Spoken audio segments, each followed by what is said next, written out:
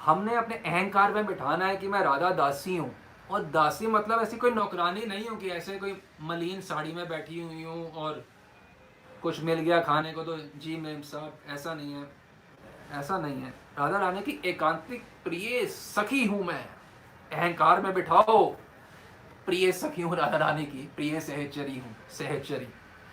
ऐसा होता है कि कई बार राधा रानी अभिसार के लिए जा रही हैं, रात को निकल रहे हैं, तो बिल्कुल ज्योत्सना में वातावरण है, तो राधा रानी को श्वेत एकदम वस्त्रों में श्रृंगारित किया जाता है। श्वेत चंदन इत्यादि, हीरे, पर्ल्स, डायमंड्स, इस प्रकार श्रृंगार अलग अलग होता है राधा रानी का। तो विचार करो, इस प्रकार से श्रृंगारित हैं राधा रानी और श्री कृष्ण से मिलने रात्रि को जा रही हैं। तो कई बार होता है केवल सिर्फ अकेली आपके साथ जाती हैं। तो जैसे यहाँ पे बताया गया है कि तुलसी तू मुझे ले चल, तेरे बिना मेरी कोई गति नहीं है, ऐसे राधा रानी बोलती है। तो हमें ऐसे सोचना चाहिए, मैं इतनी निकटवर्ती हूँ, राधा रानी मेरे को बोले कि किसी का मंजरी नाम लेना उपयुक्त नहीं रहेगा, कैसे बोलें, दूसरा नाम ले लें कि जैसे कि भाई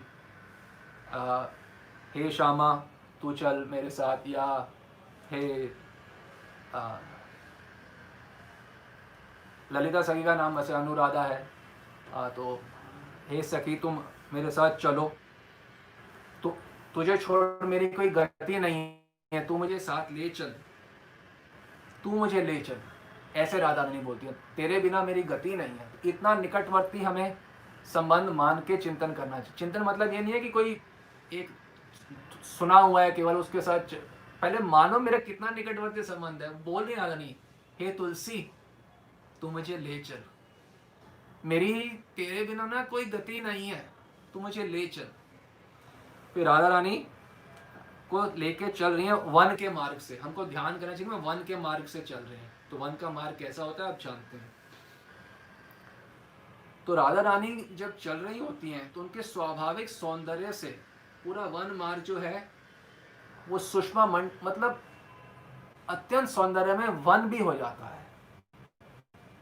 इतना इतना सौंदर्य है राधा रानी का, सहज सौंदर्य जो है वन भी सौंदर्य में हो जाता है। और राधा रानी डर के चल रही होती है कि कोई हो ना, कोई हो ना। तो इस प्रकार से जब डर रही होती हैं तो आप देखती हैं तुलसी उनको देती हैं और अभय दान करती हैं। अरे किशोरी जी, लाडली जी, क्या हुआ, डरो मत, मैं हूं ना, मुझे मेरा हाथ पकड़ के चलो, बिल्कुल डरो मत। जब तुलसी की वो बात सुनती हैं राधा रानी तो उनकी ओर देखती हैं, तो फिर उनका डर हटता है। तो आप चिंतन में ध्यान करो कि राधा रानी का डर हटा आपके ये बोलने से, तभी तो आपने बोला। बारीकियों पे ध्यान दो चिंतन में। स्वामिनी जी को अभय दान करती हैं कौन, एक किंकरी, यानी कि आप जो यहाँ एंजाइटी में पड़े हुए हो, राधा रानी को अभय दान करते हो। आपको कौन, आप तो अभय दान राधा रानी करेंगी ही सही। तो आपकी बात सुनकर राधा रानी आश्वस्त हो कि हाँ अब कोई डर नहीं, तो साथ में चलती है, ऐसे आश्वस्त होती है। तो जो पूरे विश्व के आश्रय हैं यानी कि श्री कृष्ण, जिनसे भय भी भयभीत रहता है, साक्षात भय भी भयभीत रहता है, भागवत का कथन है, उनकी जो प्राण स्वरूपणी है राधा रानी, उनकी अभय दान करने वाली मंजरी यानी कि आप। सोचो आपकी क्या पद है कि आप जो सकल विश्व को अभय दान करते हैं, उनका, उनकी कल्याणी की भी कल्याणी आप बन रहे हो, अभय दात्री बन रहे हो, प्रेम दात्री की अभय दात्री आप बन रहे हो।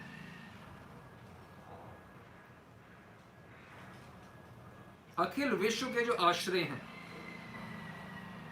उनका, उनको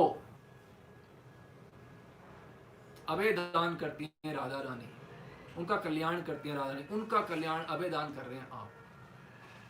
अशोक वृक्ष वल्लरी वितान मंडप स्थिते प्रवाल वाल पल्लव प्रभारुणांग्रि कोमले वराभ्य स्फुरत् करे प्रभूत संपदालय कदा करिष्यसि हमाम कृपा कटाक्ष भाजनम।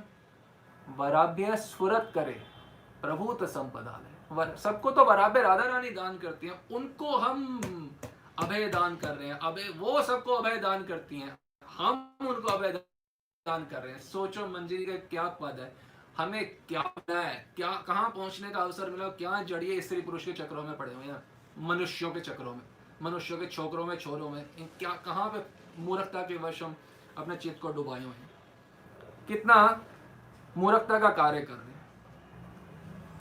तो राधा रानी जब इस प्रकार से आते हैं, उनको हम लेके जाते हैं, तो कुंज में जब लेके जाते हैं तो श्याम वहां पे पहले से ही मौजूद होते हैं, उत्कंठित होते हैं श्री कृष्ण।